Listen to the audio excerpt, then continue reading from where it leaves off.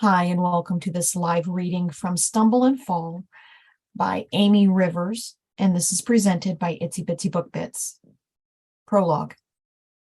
Lucy finished her filing, carefully closing the drawers so the noise wouldn't disturb the clerk working in the next room. The quiet set her nerves on edge, reminding her of walking on eggshells around her father before he passed. As an intern for the city of Alamogordo, Lucy was used to menial assignments, but she preferred being out in the office where she could observe the inner workings of the city government, where it was never quiet. She turned to find Sam Garrett, the assistant city manager, hovering near the door. Blood rushed to her cheeks as she jumped, unable to contain a small squeak of alarm. "Didn't mean to startle you," Sam said, flashing a charming smile. She hadn't heard him approach. Now embarrassment had her wishing she could stuff herself into the filing cabinet and disappear. "Sorry, Mr. Garrett," she said. "I was just finishing up." She picked up her backpack from the floor nearby and held it close to her chest, feeling more awkward by the second. "No need to apologize," Garrett said, taking a step into the room. The gray in his hair betrayed his age, but his otherwise youthful appearance and demeanor made him a favorite among the staff and student interns. Two of Lucy's friends had huge crushes on Sam Garrett, and Lucy could see the appeal. If you ignored the fact that he was old enough to be her father, maybe even her grandfather. "I hear you've been doing a great job," Sam said, drawing Lucy's mind back to the conversation. She was surprised that the department head even knew who she was, much less keeping tabs on her. A bit of an introvert, Lucy had to push past her desire to remain invisible every day as she pursued her goals. The unexpected attention, even if it was positive, was unnerving. "Thanks. I'm super grateful for this opportunity," she said, smiling while she tried to coax her breathing back to a normal rate. "I'm applying for the public administration program at UNM. This internship will go a long way toward helping me get in." "That's a strong program," Sam agreed, "and a competitive one. What are you hoping to do after you graduate?" Lucy's mom worked 3 jobs to support her and her siblings, her dad having died shortly after Lucy's youngest sister was born. As the oldest, Lucy spent all her free time helping with her sisters and brother. She loved her mother desperately, but she didn't want to end up in the same position. "I want to be a city planner," she said. "That's my field," Sam said. Of course, Lucy knew that. She'd researched each city official thoroughly to make sure she got the most out of her internship by having meaningful interactions with everyone she got the chance to meet. I just had a great idea," he said, taking a step closer and making the room feel smaller. "Maybe you could do some work for me in my office. I can write you a killer letter of recommendation if you show me what you can do." Lucy's heart leapt at the possibility, but something made her pause. His words? The tone of his voice? For a moment, she hesitated, hugging her bag more tightly, but the reality of her situation necessitated that she take advantage of every opportunity given her. She couldn't afford to attend college without a full scholarship, and she wouldn't get that scholarship without help. This was an opportunity she couldn't pass up. And anyway, what did she have to lose? "That sounds great, Mr. Garrett. Thank you." She hoped he couldn't hear her voice shaking.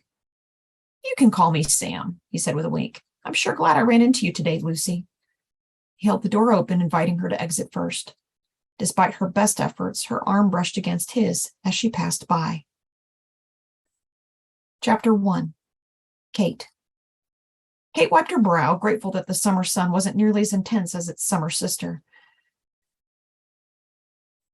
She didn't know how they would have finished work on the house in the sweltering heat. It was hard enough with the cool breeze.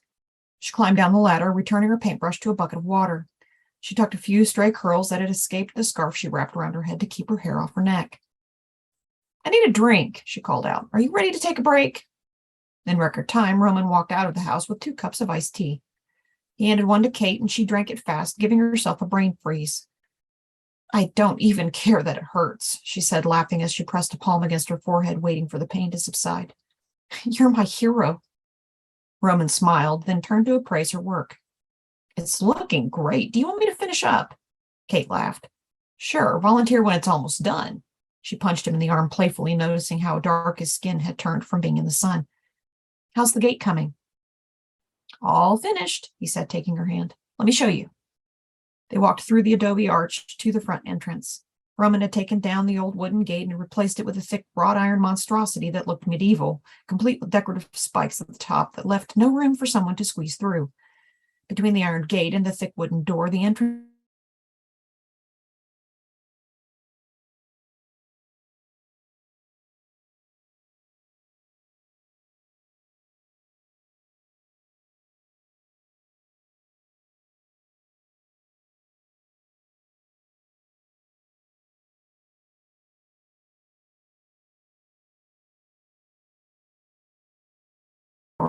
Her new home was located in the desert outside Tularosa, just a 15-minute drive from Alamogordo.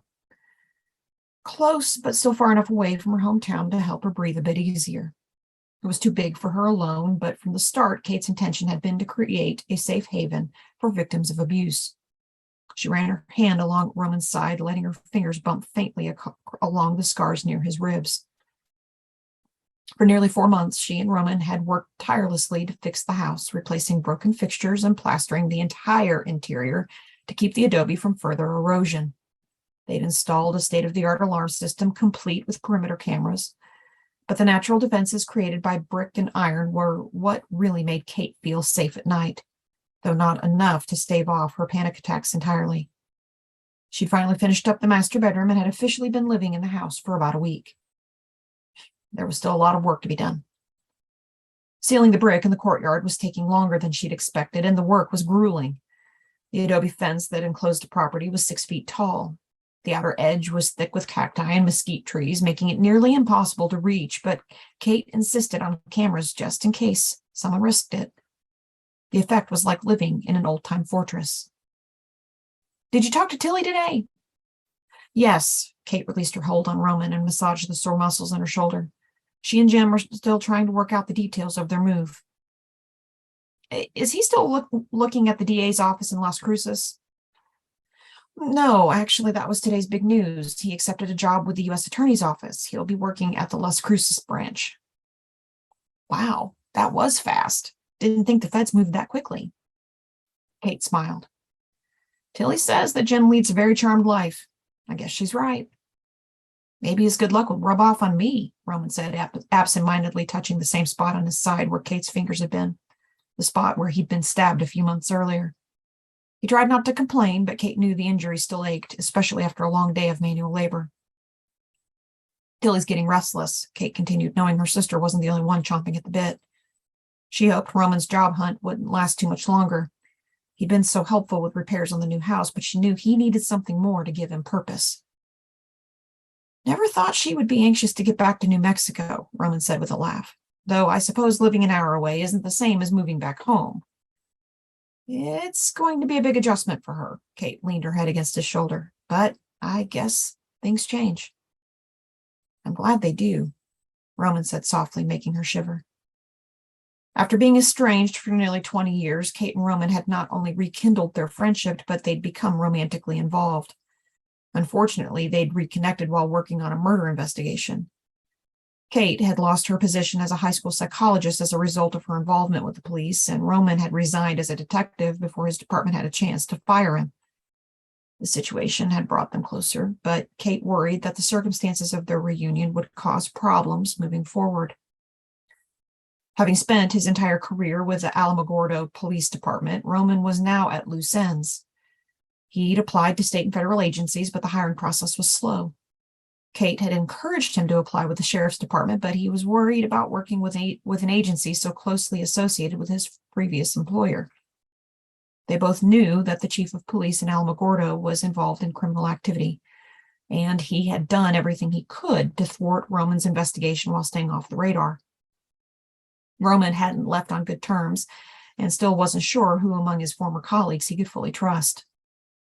For Kate, the investigation had been a wake-up call. Being a school psychologist had never been her life's ambition, and uncovering a thriving sex trafficking ring in her hometown had been the driving force in her decision to buy the hacienda and use her psychology background to help stop the violence. The decision had come at great cost to her own physical safety, and Roman had been a reluctant ally in her project despite his feelings for her.